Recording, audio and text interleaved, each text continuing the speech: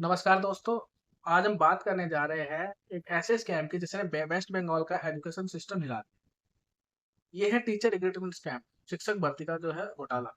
एक ऐसा केस जिसमें 25,000 से ज्यादा टीचर्स और स्टाफ की नौकरियां चली गई, करोड़ रुपए का नुकसान और करप्शन सामने आया और लाखों स्टूडेंट्स का फ्यूचर दांव पर लग गया। ये कोई छोटी कहानी नहीं है। ये एक स्कैम जो करप्शन, पॉलिटिक्स और कोर्ट केसेस का कॉकटेल बन गया है। तो चलिए शुरू करते हैं, शुरू से एंड तक इसकी पूरी कहानी डिटेल में समझते हैं। बात शुरू होती है 2016 से, जब West Bengal school service commission ने स्टेट लेवल सिलेक्शन टेस्ट किया, यानी एसएलएस कंडक्ट किया। ये टेस्ट गवर्नमेंट एडेड स्कूल्स में टीचर और नॉन टीचिंग स्टाफ्स की भर्ती के लिए था। 23 लाख से ज्यादा कैंडिडेट्स ने अप्लाई किया और 25,753 पोस्ट के लिए सिलेक्शन हो भी गया था। ये एक बड़ा चांस था, ना सिर्फ कैंडिडेट्स के लिए बल्कि स्टेट के एजुकेशन सिस्टम को और बेहतर बनाने के लिए। लेकिन यहाँ से कहानी डार्क टर्न लेती है। सिलेक्शन प्रोसेस के बाद एलिगेशन लगने शुरू हो गए। ओएमआर सीट्स में चीटिंग, फेक मेरिट लिस्ट और पैसों के बदले नौकरी देने का इल्जाम लगने लगा।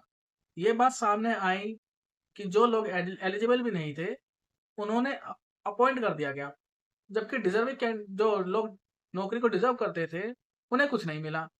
ये स्कैम छोटा नहीं था, ये एक ऑर्गेनाइज्ड रैकेट था जो एजुकेशन सिस्टम के अंदर घुस चुका था। उसके बाद क्या हुआ, 2016 के बाद से ही शिकायतें शुरू हो गई लेकिन बात तब आगे बढ़ गई जब 2021 में कलकत्ता हाई कोर्ट ने इस केस को सीरियसली लिया। कोर्ट ने जस्टिस बेग कमेटी बनाई जिसका काम था ग्रुप सी और ग्रुप डी कैटेगरीज के रिक्रूटमेंट्स की जांच करना, मतलब भर्तियों की जांच को करना। के लिए जस्टिस बेग कमेटी को बनाया गया था। कमेटी की जब रिपोर्ट आई तो बड़े शॉकिंग रिपोर्ट थी। ओएमआर सीट्स के साथ टैंपरिंग हुई थी, ब्लैंक सीट्स से रिजल्ट बनाए गए थे और जो कैंडिडेट्स पैनल में नहीं थे, उन्हें नौकरियां मिल गई थी। ये एक बड़ा स्कैम था और इसके पीछे बड़े लोगों का हाथ था। कैलकाटा हाई कोर्ट ने सीबीआई और एनफोर्समेंट डायरेक्टोरेट के इन्वेस्टिगेशन को, मतलब जिसको हम शॉर्ट फॉर्म में ईडी कहते हैं, उसकी इन्वेस्टिगेशन का ऑर्डर दिया। सीबीआई ने स्कैम के लेयर्स को खोलना जब शुरू किया तो पता चला कि उसके अंदर जो बिचौलिए थे, मिडल मैन थे, एसएससी ऑफिशियल्स थे और पॉलिटिकल फिगर्स तक ये जाल फैला हुआ था। ये केस तब और बड़ा बन गया जब पैसों के बदले नौकरियां देने का सिंडिकेट बन चुका था। और जब ये सिंडिकेट सामने आया तो कैंडिडेट से 5 लाख से लेकर 15 लाख तक लिए गए थे जॉब के। उसके बाद 22 अप्रैल 2024 को जब कैलकाटा हाई कोर्ट के डिवीजन बेंच जस्टिस देबांशु बेसक और जस्टिस एम दे सबर रशीदी ने एक हिस्टोरिकल जजमेंट दिया। कोर्ट ने 2016 के पूरे रिक्रूटमेंट पैनल को नल और वॉइड, कंप्लीट इनवैलिड डिक्लेयर कर दिया। 25,753 जो अपॉइंटमेंट को कैंसिल कर दिया गया था, मतलब इन टीचर्स और नॉन टीचिंग स्टाफ की नौकरी एक झटके में चली गई। कोर्ट ने ये भी ऑर्डर दिए कि जो लोग इलीगली अपॉइंट हुए थे उन्हें अपनी सैलरी 12% इंटरेस्ट के साथ वापस करनी होगी। ये फैसला वेस्ट बंगाल के लिए एक बड़ा शौक था, क्योंकि ये लोग 8 साल से नौकरी कर रहे थे।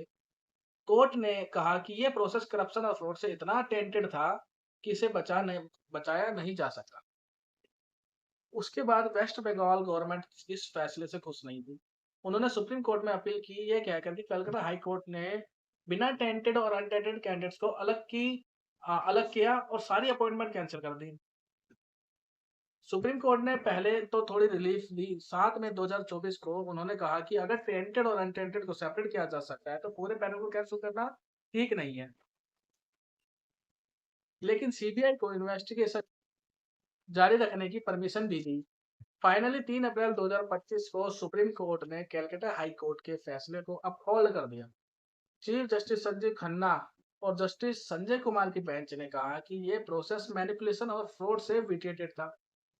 कोर्ट ने स्टेट गवर्नमेंट को 3 महीने के अंदर फ्रेश रिक्रूटमेंट प्रोसेस शुरू करने का ऑर्डर दे दिया। साथ ही डिफरेंट एबल कैंडिडेट्स को रखा गया और टेंटेड अनटेंटेड कैंडिडेट जो थे के लिए भी कुछ रिलैक्सेशन का चांस दिया गया।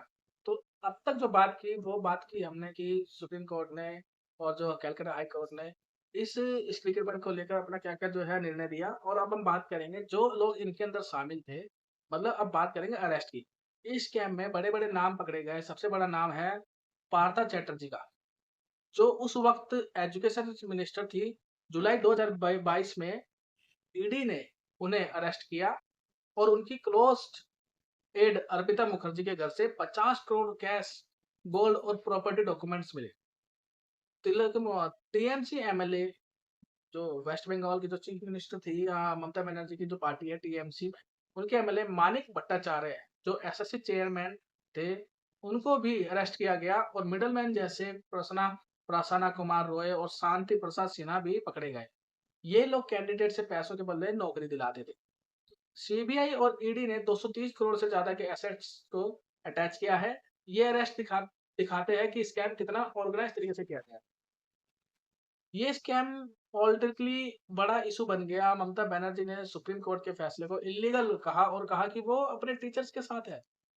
उन्होंने बीजेपी पर इल्जाम लगाते हुए ये कहा कि वो बंगाल के बीजेपी जो है बंगाल के एजुकेशन सिस्टम को बर्बाद करना चाहते हैं। बीजेपी लीडर्स जैसे शुवेंदु अधिकारी और अभिजीत गंगोपाध्याय, जो पहले जज थे और अब बीजेपी में हैं, ने इस फैसले का स्वागत किया। पब्लिक में भी गुस्सा है। जेन्युइन कैंडिडेट्स की नौकरी चली गई और स्टूडेंट्स के एजुकेशन पर पूरा बुरा असर पड़ा। सोशल मीडिया पर जस्टिस फॉर टीचर्स स्टैंड भी किया गया। अब वेस्ट बंगाल के पास 3 महीने हैं नया प्रोसेस शुरू करने के लिए, लेकिन सवाल ये है, क्या ये ट्रांसपेरेंट होगा? कहीं ऐसा तो नहीं कहीं यहीं भी यहाँ पे भी जो है दोबारा से प्रोसेस शुरू करने के बाद धांधलीबाजी सामने आ जाए। पब्लिक का ट्रस्ट सिस्टम से उठ चुका है। ये स्कैम एक बड़ा लेसन है कि करप्शन कितना नुकसान कर सकता है टीचर, स्टूडेंट्स और पूरे एजुकेशन सिस्टम के लिए। आगे क्या होगा ये तो वक्त बताएगा, लेकिन आप लोग ये समझ सकते हैं कि आज भारत के अंदर, चाहे वो किसी की भी सरकार हो, अगर ईमानदारी नहीं है तो कहीं ना कहीं जो है स्कैम बढ़ते हैं। और जो इसके अंदर जो पीछे जाते हैं वो पीछे जाते हैं जो लोग मेहनत करते हैं नौकरी पाने के लिए, आम लोग। और ऐसे ही 25,753 के अंदर जितने भी जिन भी लोगों ने मेहनत करी, जिन भी शिक्षक के लिए उन्होंने मेहनत करी, आज उनकी भी नौकरी दांव पे लेंगे।